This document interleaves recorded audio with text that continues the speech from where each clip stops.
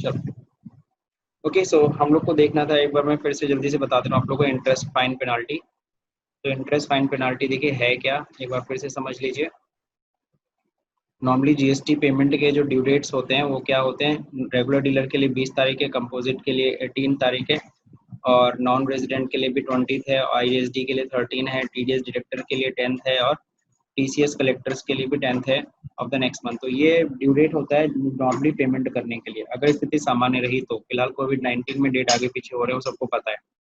अब जरा यहाँ पे जरा समझिएगा कि जीएसटी जो पेमेंट हम लोग कर रहे हैं, अगर हम लेट पेमेंट करते हैं जीएसटी लेट पेमेंट, तो ऐसे में इंटरेस्ट कितना देना पड़ेगा, 18% इंटरेस्ट है जो हमें पे करना पड़ेगा। अगर हम इंटरेस्ट अगर हम जाहिर सी बात है अगर जीएसटी पेमेंट डिले करते हैं तो, जैसे कि यहाँ पे एक एग्जांपल दिया है कि अगर 2000 रुपीज़ का आपका क्या बनता है, अगर टैक्स लायबिलिटी अगर आपकी बनती है, ठीक है, और आपने अगर सपोज करो एक दिन डिले पेमेंट किया, यानी 20 तारीख को ना जमा करके आप 21 तारीख को जमा किए, your interest will be calculated 2000 पे 18% 1/365 डेज, यानी कि 0.98 रुपीज़ एक तरीके से कह सकते हैं, या फिर 98 पैसे कह सकते हैं पर डे के हिसाब से। अगर 10 दिन डिले करोगे तो हो जाएगा कितना, 98 रुपये, ठीक है, सॉरी 10 दिन, अगर एक दिन का अगर 98 पैसा है, सॉरी 10 दिन का कितना हो जाएगा, 9 रुपये 80 पैसा, सॉरी। तो अब जो देखिए यहाँ पे, if you delay more than that, अगर उससे ज़्यादा का डिले करते हो तो जाहिर सी बात है उतने दिन का आपको इंटरेस्ट देना ही पड़ जाएगा। दूसरा नंबर पेनाल्टी की बात करते हैं। जीएसटी ड्यू डेट पे अगर आप रिटर्न अगर फाइल करने अगर डिले अगर कर दिए तो वो क्या होगा, where tax payer do not file their returns within the specific due date. ध्यान रहे ये मंथली रिटर्न की बात कर रहा हूँ मैं, जो मंथली रिटर्न फाइल करते हैं या फिर क्वार्टरली रिटर्न फाइल कर रहे हैं, ठीक है। तो उसके केस में क्या होता है, जो मतलब रेगुलर जो पूरे साल भर के दौरान आप रिटर्न फाइल कर रहे हो, उसके लिए लेट फाइन है 50 रुपीज़ पर डे। अगर आप रेगुलर डीलर हो तो 50 रुपीज़ पर डे के हिसाब से आपको फाइन जमा करना पड़ेगा, 25 रुपीज़ CGST, 25 रुपीज़ SGST। लेकिन अगर आप नील रेट सप्लाई कर रहे हो, अगर आपकी टैक्स लायबिलिटी है तो आपको इतना फाइन देना है, और अगर आपकी नील टैक्स लायबिलिटी है तो ऐसे में आपको 20 रुपये पर डे के हिसाब से फाइन लगेगा, 10 रुपये CGST, 10 रुपये SGST। अगर आप डिले रिटर्न फाइल करते हो तो सब्जेक्टेड टू मैक्सिमम 5000, हाँ, लेकिन मैक्सिमम कितना रहेगा 5000, उससे ज़्यादा ये फाइन पेनाल्टी नहीं लग सकती। From the given due date to actual date when returns are finally filed. तो ये हो गया। और आपको मैं बता दूं, ये जो मैंने अभी बताया ना आपको, ये फाइन पेनाल्टी अभी अभी आपको बता दूं, कोविड-19 की वजह से बहुत गवर्नमेंट ने इन सब फाइन पेनाल्टीज को फिलहाल क्या कर रखा है, रोक रखा है, ठीक है ना। सितंबर तक जितने लोग भी अपना है रिटर्न प्रॉपर्ली सब लोग फाइल कर लें, कोई दिक्कत नहीं होगी। तो जिनका भी इवन अप्रैल मई जून का भी अगर नहीं फाइल किया है तो फिर आप फाइल करो, आपको कोई इंटरेस्ट फाइन पेनाल्टी नहीं देनी पड़ेगी। तो कहीं ना कहीं एग्जेम्पशंस गवर्नमेंट ने दे रखा है फिलहाल।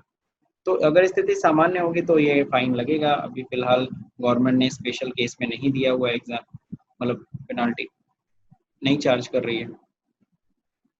अब जब देखो यहाँ पे अपने बुक में जो है ना, एनुअल रिटर्न के लिए क्या इंटरेस्ट है। एनुअल रिटर्न अगर डिले फाइल करते हो ना, लेट फाइनल एनुअल रिटर्न, तो ऐसे में 100 रुपीज़ पर डे के हिसाब से, या फिर 0.25% of turnover in the state. आपका कितना टर्नओवर होता है, टर्नओवर मतलब यहाँ पे आउटवर्ड सप्लाई से, तो इन दोनों में से जो कम होगा उतना इंटरेस्ट आपको, सॉरी उतनी आपको लेट फीस देनी पड़ेगी in the case of annual return. तो ये हम लोगों ने फाइन पेनाल्टी कंप्लीट कर ली है, ठीक है। अब हम लोग को आज पढ़ना है क्या, रिफंड ऑफ टैक्स। तो ये जो टॉपिक है रिफंड ऑफ टैक्स, ये मेजर टॉपिक है जो हम लोग को क्लियर करना है। अब रिफंड ऑफ टैक्स क्या होता है और किस केस में रिफंड होगा। अगर मैंने जीएसटी का पेमेंट गवर्नमेंट को कर दिया तो गवर्नमेंट हमें ये जीएसटी क्या करती है, हमें रिफंड भी करती है। लेकिन गवर्नमेंट जो हमें जीएसटी रिफंड करेगी वो किस सिचुएशन में करेगी। नॉर्मली अगर मेरा 10,000 रुपये टैक्स लायबिलिटी होती, मैंने 12,000 रुपये जमा कर रखा है, तो मैं 2,000 का रिफंड नहीं लेना चाहूँगा। क्यों नहीं लेना चाहूँगा, क्योंकि मेरे को अगले महीना फिर रिटर्न फाइल करना पड़ेगा, और मैं सोचूंगा ये जो 2,000 रुपये एक्सेस है अगले महीने की जीएसटी लायबिलिटी में लेस हो जाएगी, कोई दिक्कत नहीं है, छोड़ो पड़े रहने दो। तो नॉर्मली सिचुएशन क्या होता है जब रिफंड में अराइज, जब आप रिफंड के लिए क्लेम करते हो गवर्नमेंट को, तो mistakenly access payment of tax, अगर तुमने 10,000 की जगह 12,000 रुपये टैक्स दे दिया है तो तुम 2,000 रुपये रिफंड ले सकते हो, कोई दिक्कत नहीं अगर तुमने एक्सेस अमाउंट ऑफ पेमेंट किया। लेकिन आपको मैं बता दूं बहुत कम ही लोग ऐसा करते हैं। वो ज़्यादातर क्या करते हैं, अगले महीने के रिटर्न जब फाइल करेंगे, यानी अगले महीने की टैक्स लायबिलिटी तो उन्हें देनी ही है, तो उसमें से वो एडजस्ट करा लेते हैं। सेकेंड नंबर जेन्युइन पॉइंट है, इसमें रिफंड का केस ज़्यादातर बनता है और रिफंड क्लेम भी होता है, वो है export of goods and services. आप सभी को पता है कि अगर हम गुड्स एंड सर्विसेज को एक्सपोर्ट कर रहे हैं, एक्सपोर्ट से अगर एक्सपोर्ट पे आप सभी को पता है कोई टैक्सेस नहीं लगता, जीएसटी भी नहीं लगती। तो जाहिर सी बात है जीएसटी नील रेट हो गया, तो उस केस में क्या होगा, जो भी हमने गुड्स खरीदा तो उस समय तो हमने टैक्स दिया, अब उसको एक्सपोर्ट कर दिया तो उस पर कोई टैक्स नहीं बना, तो जो मेरा आईटीसी है, जो मैंने खरीदते समय टैक्स दिया, वो मेरे को रिफंड हो जाएगा अंडर द रिबेट और refund of accumulated input tax credit, क्योंकि आईटीसी तो मैं ले नहीं ना पाऊंगा। मैं सपोज करो मेरा बिजनेस ही यही है कि इंडिया से सामान खरीद करके मैं दूसरे इस कंट्री में एक्सपोर्ट कर देता हूँ, तो एक्सपोर्ट तो मेरा एग्जाम्प्ट होगा, एक्सपोर्ट के ऊपर मेरे को कोई टैक्स नहीं देना, 0%।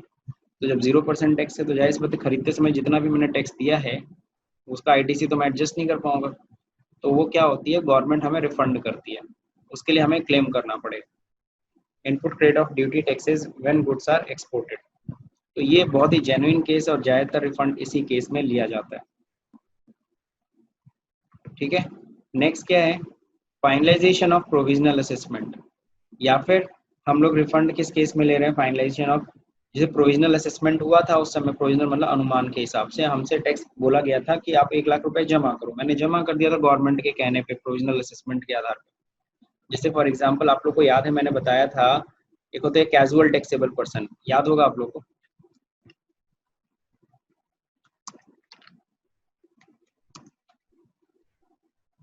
याद है कैजुअल टैक्सेबल पर्सन किसी को? Yes sir. कौन होता है कैजुअल टैक्स?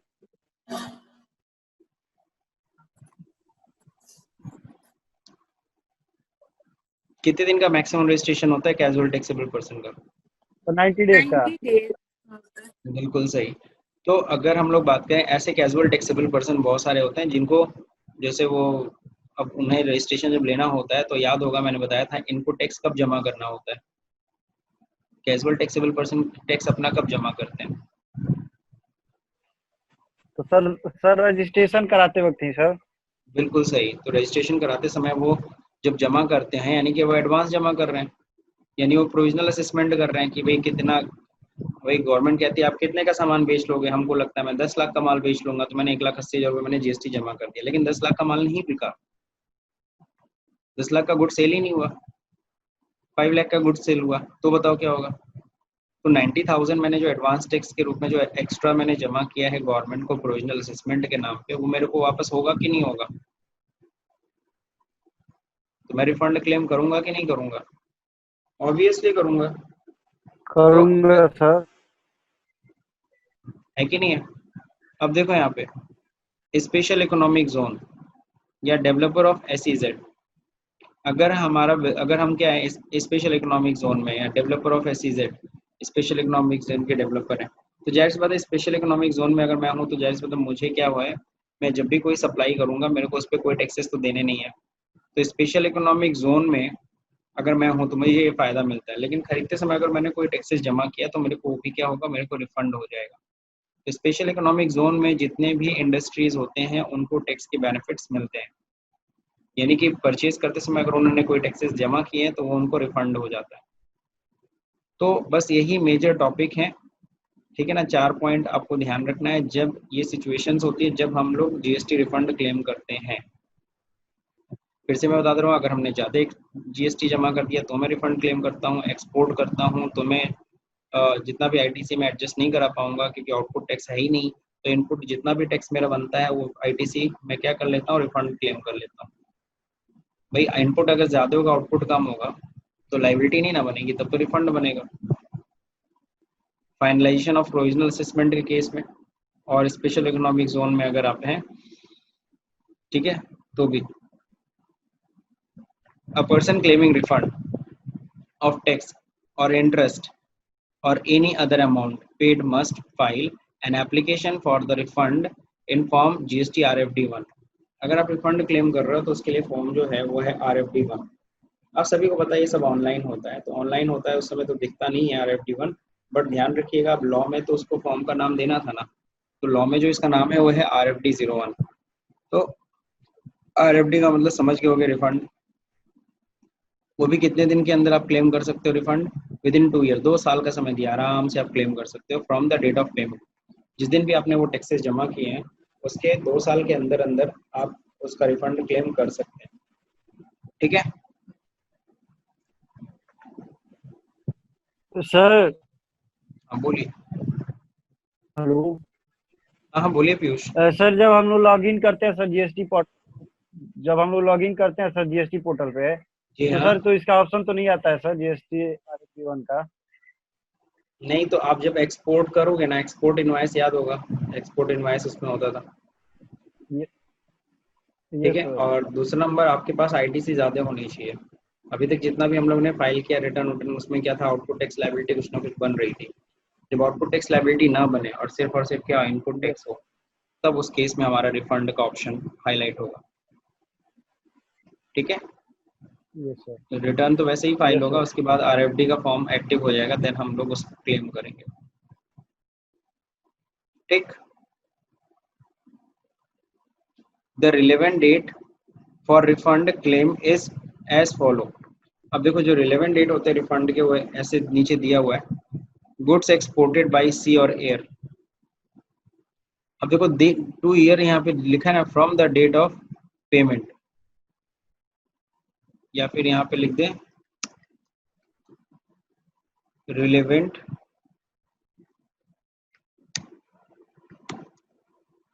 डेट। तो कब तक हम लोग क्लेम कर सकते हो? 2 year from the date of payment, या फिर कह लो रिलेवेंट डेट। अब रिलेवेंट डेट का मतलब क्या होता है?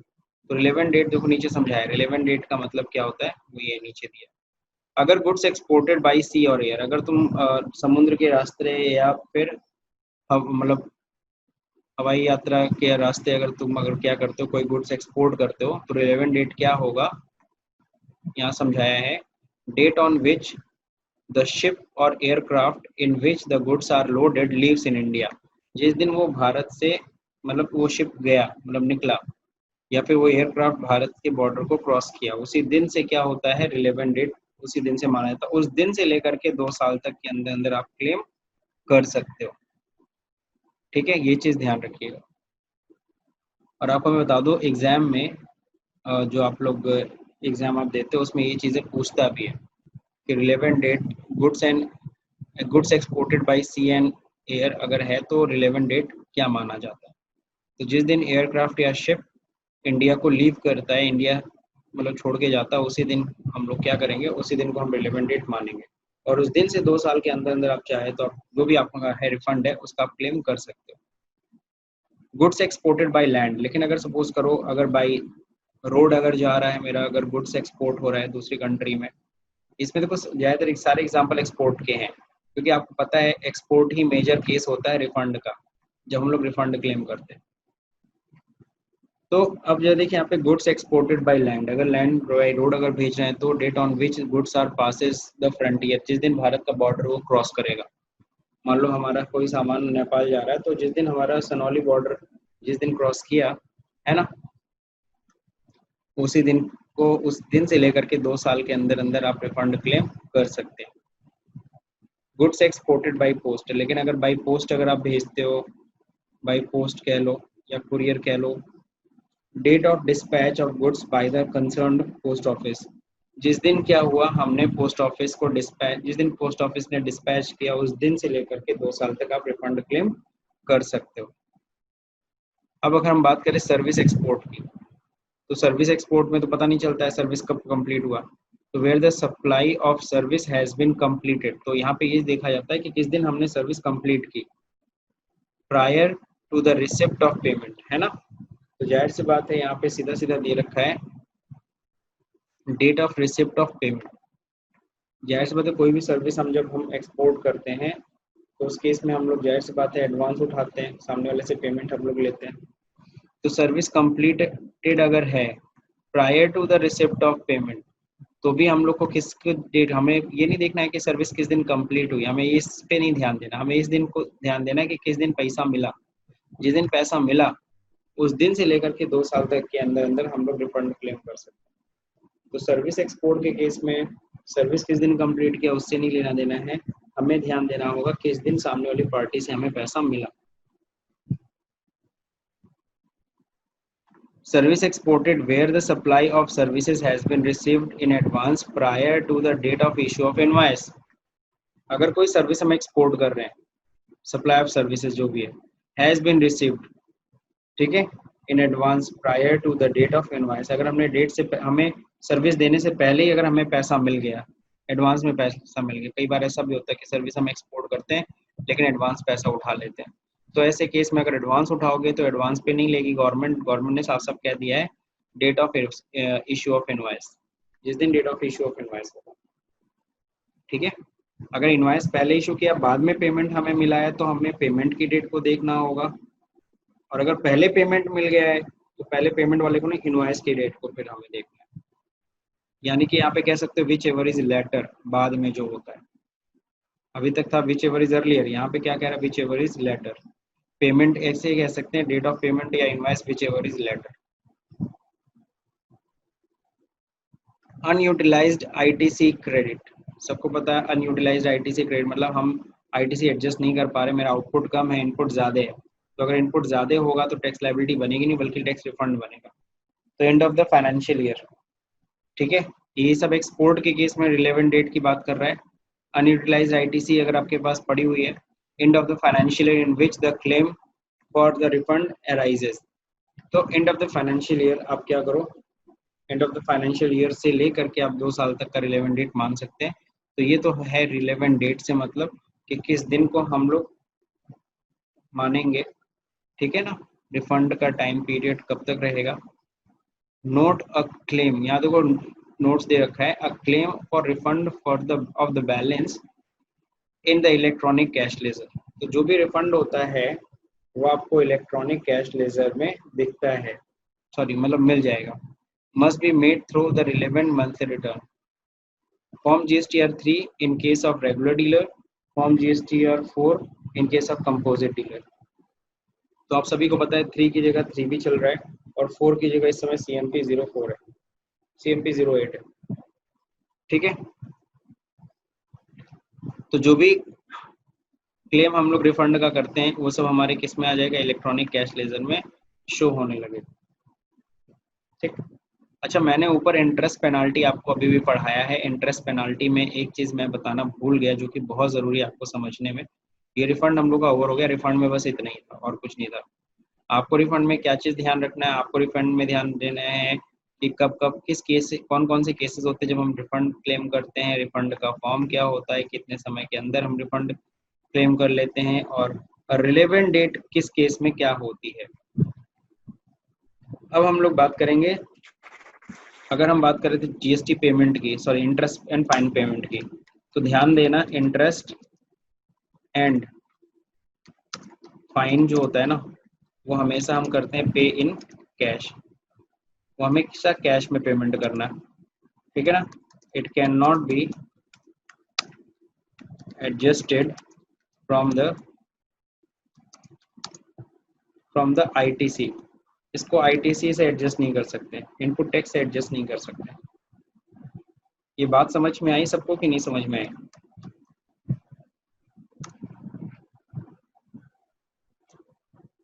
Interest and fine,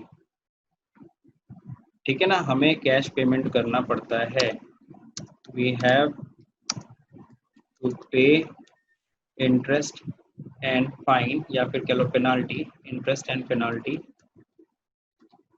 in cash, it can not be adjusted from the ITC. अब बोलो,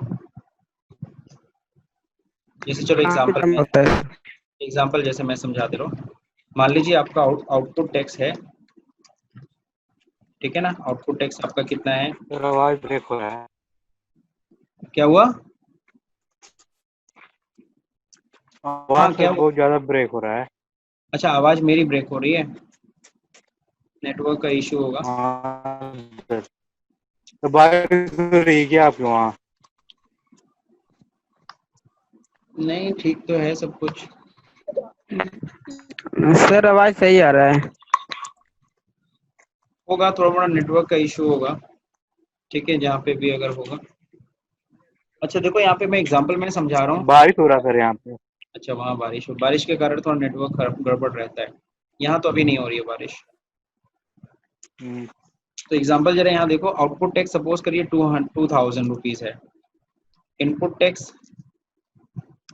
इनपुट टैक्स सपोज करो 3000 है। और आपका मान लीजिए पेनाल्टी बना हुआ है, पेनाल्टी जो है वो है 500 रुपये है। अगर आउटपुट टैक्स 2000 रुपये है, 2000 रुपये आपको आपकी लाइबिलिटी है, लेकिन आपके पास इनपुट टैक्स कितना है, 3000 रुपये। पेनाल्टी कितना है, पेनाल्टी को पहले मैं कर देता हूँ। मान लीजिए आपके ऊपर पेनाल्टी या फाइन चार्ज हो रखा है, और वो जो पेनाल्टी वो जो है ना, वो कितना है, तो घूम फिर के आउटपुट टैक्स लाइबिलिटी आपकी 2000 रुपये है, 500 रुपये पेनाल्टी, घूम फिर के आपको 2500 रुपये देना है। क्यों पीयूष, कितना देना है? अगर हम कायदे से समझें तो आउटपुट टैक्स हमें गवर्नमेंट को देना होता है, आउटपुट टैक्स मतलब टैक्स लाइबिलिटी, और पेनाल्टी 500 रुपये हमें देना है, 2500 रुपये। तो हमें देना है 2500 रुपये, और मेरे पास आईटीसी कितनी अवेलेबल है, 3000। तो मैं सोचूंगा यार चलो 2500 मेरा आईटीसी से एडजस्ट हो गया, कोई दिक्कत ही नहीं है, अब मेरा 500 रुपये आईटीसी बचेगा। लेकिन ये रॉन्ग है, ऐसा नहीं होता। ठीक है, जब अगर हम आईटीसी की बात करें, आईटीसी ओनली अवेलेबल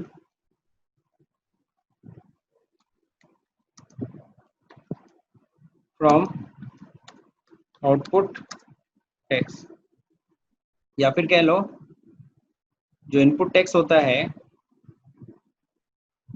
वो किसको रिड्यूस करेगा, only reduce output tax. Output tax 2000 है, पेनाल्टी 500 है, इनपुट टैक्स मेरे पास 3000 है। कोई भी बंदा सीधा सीधा ये बोलेगा सर हमें देना ही नहीं है 1 रुपया। क्यों 1 रुपया नहीं देना है? क्योंकि मेरे पास इनपुट टैक्स ज्यादा है, आउटपुट टैक्स कम है। आउटपुट टैक्स पेनाल्टी मिला के 2500 देना है, और मेरे पास तो आईटीसी मेरे पास पड़ी हुई 3000। तो कॉमन दिमाग तो आपका यही कहेगा कि मैं 1 रुपया नहीं दूंगा। क्यों, यही ना कहोगे?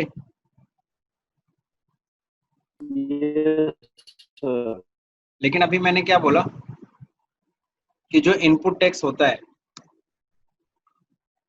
Input tax only reduce output tax, not to interest and penalty. समझ में आया कि नहीं आया? तो इनपुट टैक्स किसको रिड्यूस नहीं करता, इंटरेस्ट एंड पेनाल्टी को रिड्यूस नहीं करता है। इट मीन्स क्या हुआ, वी हैव टू पे इन कैश, हमें कैश करना पड़ेगा। We have to pay interest and penalty in cash. Clear है? यानी कि किसके थ्रू हम लोग जमा करते हैं, जीएसटी, पीएमटी, 06 चालान से हम लोग जमा करेंगे। तो चालान हम लोग बनाएंगे, 500 रुपये हमें जमा करना ही पड़ेगा। और मेरे पास बताओ क्या रह जाएगा, या ध्यान से देखना। तो हमारे पास सॉल्यूशन देखो क्या है, सॉल्यूशन ये है,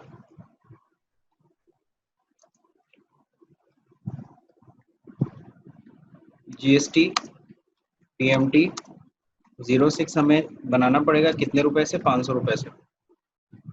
500 रुपये हमें देना पड़ेगा। और फिर क्या हो जाएगा, आउटपुट टैक्स, कौन आ रहा है, अच्छा, आउटपुट टैक्स हमारे पास कितना रह जाएगा, आउटपुट टैक्स हमारा 0 हो जाएगा। और इनपुट टैक्स में मेरे पास क्या रहेगा, 1000। समझ में आया कि नहीं आया? Yes sir. तो ये चीज़ बहुत ज़रूरी है जानना कि अगर मेरे पास आउटपुट टैक्स क्या था, 2000 था, पेनाल्टी 500 था, इनपुट टैक्स 3000 था, तो आपको ये पॉइंट बस क्लियर होना चाहिए कि input tax only reduce output tax, not to interest and penalty. Interest और पेनाल्टी को नहीं वो रिड्यूस करेगा। तो जीएसटी पेमेंट हमें जीएसटी पीएमटी चालान हमें बनाना ही पड़ेगा। कितने रुपए से? 500 रुपए पेनाल्टी जो भी आपका है उससे आपको बनाना ही बनाना है।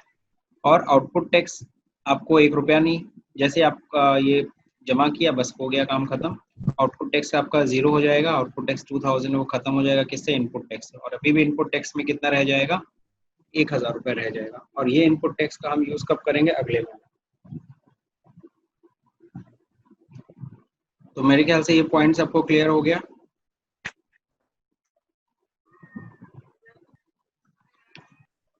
अब चलिए देखिए यहाँ पे हम लोगों ने आज क्या क्या कवर किया। आज हम लोग ये 2 टॉपिक पढ़े। पहला नंबर है इंटरेस्ट और पेनाल्टी। तो इंटरेस्ट और पेनाल्टी सबको क्लियर हो गया, क्योंकि ज्यादातर इंटरव्यूज में पूछा जाता है कि इंटरेस्ट कितना चार्ज होता है।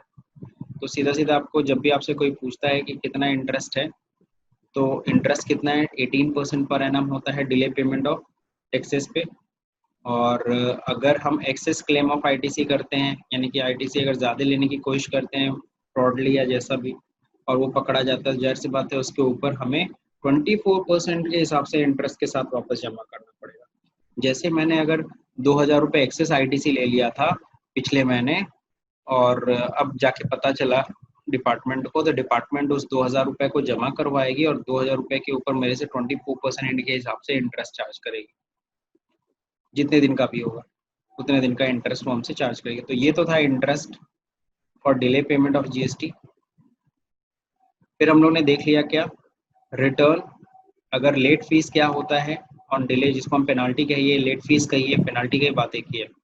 तो अगर आप मंथली रिटर्न रेगुलर डीलर हो तो आपका, सॉरी कोई भी डीलर हो, अगर आप नील रेट रिटर्न फाइल कर रहे हो और नील रेट रिटर्न फाइल करने में डिले के, तो 20 रुपीज़ पर डे के हिसाब से आपको देना है। और अगर बाकी के केसेस में क्या होगा, अगर आपकी कोई टैक्स लायबिलिटी बनती है, आप नील रेट रिटर्न नहीं फाइल करते हो, तो आपको 50 रुपीज़ पर डे के हिसाब से पेनाल्टी देनी होगी। इस पेनाल्टी में भी सीजीएसटी एसजीएसटी बटा हुआ है। 20 रुपये पर डे है, यानी 10 रुपये सीजीएसटी 10 रुपये एसजीएसटी। 50 रुपये पर डे का मतलब होता है 25 रुपये सीजीएसटी 25 रुपये एसजीएसटी। मैक्सिमम कितना रुपीज़ फाइन होता है? 5000 ही है। 10,000 को फिलहाल इग्नोर करिए। अब यहाँ पे देखिए दे रखा है late fees for delay of annual return. अगर आप एनुअल रिटर्न, सबको पता है एनुअल रिटर्न फाइल होता है मार्च के बाद 31 दिसंबर से पहले हमें एनुअल रिटर्न भी फाइल करना होता है। तो एनुअल रिटर्न जो फाइल करते हैं, अगर वो उसको भी डिले फाइल करते हैं, मान लो 31 दिसंबर के बाद रिटर्न फाइल कर रहे हैं, तो ऐसे में 100 रुपीज़ पर डे, या फिर आपकी आउटपुट सप्लाई का 25%, ये टर्नओवर का 25%, विच एवर इज लेस, जो दोनों में से कम हो। मान लीजिए आपका टर्नओवर है कितना? आपका टर्नओवर है 10 लाख रुपए, और 10 लाख का 0.25% कितना होगा? क्यों? 10 लाख का 0.2% कितना होगा? कोई बताएगा? बोलिए। 2500 रुपए ना? 2500 रुपए हुआ। और मान लीजिए आपने डिले कितना दिन किया था? 10 दिन। तो 10 दिन के हिसाब से तो 1000 रुपये हुआ ना फाइन। मान लीजिए आपने 31 दिसंबर को करना था, आपने 10 जनवरी को फाइल किया, तो 10 दिन का तो 1000 रुपये हुआ। तो 1000 रुपये और 2500, विच एवर इज लेस, जो दोनों में से कम हो, तो कितना फाइन आपको देना पड़ेगा? 1000 रुपये फाइन देना पड़ेगा। लेकिन मान लीजिए आप 30 दिन डिले हो गए, तो 30 दिन का 100 रुपये के हिसाब से तो 3000 बनता है। लेकिन 25% मतलब 0.25% जो होता है आपके टर्नओवर का 2500 रुपये ही होता है। अब बताओ कितना फाइन देना होगा? 2500। 2500 रुपये। बस ये कॉमन सेंस है, इतना तो सब लोग को पता है। बाकी आईटीसी का एडजस्टमेंट सबको समझ में आ गया। बहुत इंपॉर्टेंट पॉइंट है कि इंटरेस्ट पेनाल्टी को हमें कैश पेमेंट करना पड़ता है, उसको हम इनपुट टैक्स से एडजस्ट नहीं कर सकते।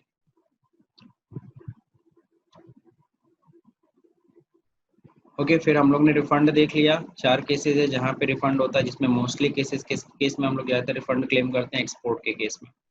इसके लिए फॉर्म कौन सा है? RFD-1 और 2 year from the date of payment, या रिलेवेंट डेट्स के अंदर हम लोग के रिलेवेंट डेट से 2 ईयर के अंदर अंदर हम लोग क्लेम कर सकते हैं। रिलेवेंट डेट क्या क्या है ये अभी हम लोग डिस्कस कर चुके हैं। देन तो मेरे ख्याल से आज की क्लास सबको समझ में आई होगी।